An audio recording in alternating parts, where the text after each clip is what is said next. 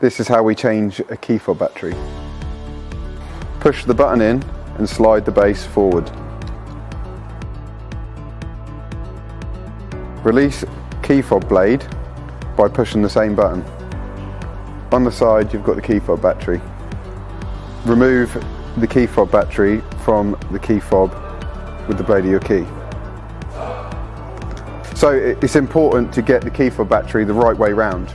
You can tell this by having a positive plus symbol and a plus symbol on the battery. They should marry up together. Make sure the key fob battery goes in the same way as you took it out and push firmly.